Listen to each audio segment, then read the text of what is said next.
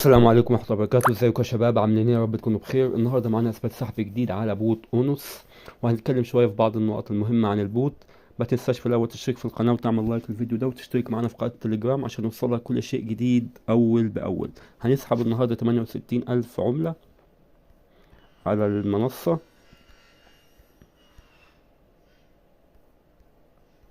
ادي الرصيد اللي عندنا هنا، عندنا 568 الف.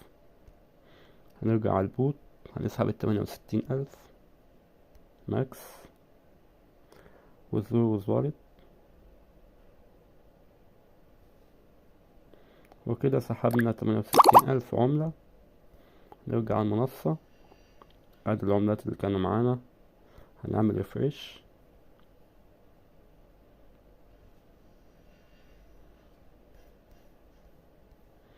بقى عندنا 636 ألف عملة اتضافوا على طول من غير ما خدوش أي وقت، يعني اتضافوا مخدوش دقيقة واتضافوا على الرصيد على طول، واتسحبوا واتضافوا على الرصيد على طول. نرجع للبوت. بالنسبة للبوت اللي احنا بنسحبها دي عملات مش نقط، عشان في بعض الناس بتتكلم تحت في التعليقات وبتقول ان دي نقط. لا، دي عملات مش نقط. مش زي بوت بلم مثلا، ان احنا بنجمع في بوت بلم دي نقط، لكن اللي بنجمعها هنا دي عملات فعلا. حتى هنا لو ركزتوا هنا بصوا، مكتوب هنا من تحت خالص، او اخر جملة من تحت: you can receive a maximum reward of 100 مليون ONX. يعني اقصى حاجة ممكن اي واحد ياخد من البوت ده 100 مليون عملة ONX، مش اكتر من كده. فده معناه ان دي عملات مش نقط، مش زي بوت بلم مثلا ما عندكش حدود للكسب. لا، عادي ممكن تجمع نقط براحتك، لكن في البوت ده انت بتجمع عملات، فاقصى حاجه بتجمعها 100 مليون عمله.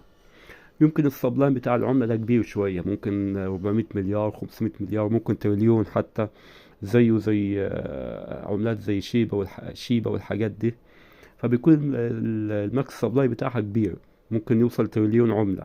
وبعد كده يبتدوا يعملوا حرق في العملات، يبتدوا بعد كده يحرقوا العملات عشان يبتدوا ينزلوا في سعرها. فممكن سعر العملة يكون قليل في الأول، وبعد كده يحرقوا العملات دي فسعر العملة يبتدي يزيد. أنا في مجال العملات الرقمية ده من 2016، وعارف الدنيا ماشية ازاي في موضوع العملات ده. والعملات دي على شبكة تون، مش على شبكة اونس ما عندهمش شبكة، دول عندهم عملة بس، مش زي شبكة تون مثلا. لا، دول عملة على شبكة تون، وعملات شبكات تون بيبقى زي دوجز وهامستر والحاجات دي، بيكون السبلاي بتاعها عالي. فده اللي ممكن يكون حاصل في العملة دي. يعني احنا دلوقتي هنجمع اي عملات، وهنربع على اساس العملات اللي احنا بنجمعها، على حسب بقى ما يعمل الادراج. موعد الادراج زي ما احنا شايفين اهو، بعد 18 يوم. فده اللي النقطة اللي عايز اتكلم معاكم فيها، موضوع ان العملات اللي احنا بنجمعها دي مش نقط، دي عملات. وممكن بعد كده يعملوا حرق سعر العملات وسعر العملة يعلى. بس احنا طبعا او ساعة الادراج هنبيع طبعا. لا، ده رأيي الشخصي، ده انا هعمل كده. يعني اول ما يتم الادراج هبيع العملات كلها اللي عنده، هسحب الفلوس على منصة باينانس. ده اللي انا هعمله.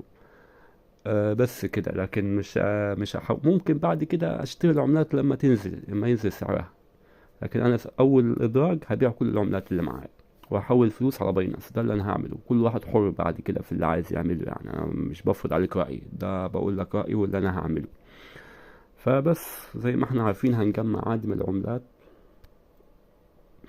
زي ما احنا شايفين اهو: شير تليجرام ستوري، ادي كليم. بس بتعمل شير على تليجرام والحاجات دي، المهام اليومية دي تعملها. وادي المهام دي، لو في اي مهام عندك تنفذها كلها تليجرام، وجوين مش عارف ميونوس تليجرام، تنضم البوتات والحاجات دي كلها، وقنوات على التليجرام واليوتيوب والحاجات دي كلها حاجات سهلة. ايه تاني؟ ال 800 عملة دول اللي بيكونوا كل 8 ساعات نجمعهم على طول زي كده بالضغط، نعمل كليم. وزي ما شفنا درجة العملة كمان 18 يوم. فبس ده كان فيديو النهاردة. ما تنساش تشترك في القناة وتعمل لايك للفيديو ده، وتشترك معنا في قناة التليجرام عشان يوصلك كل شيء جديد أول بأول. يلا يا شباب، في أمان الله، موفقين جميعا.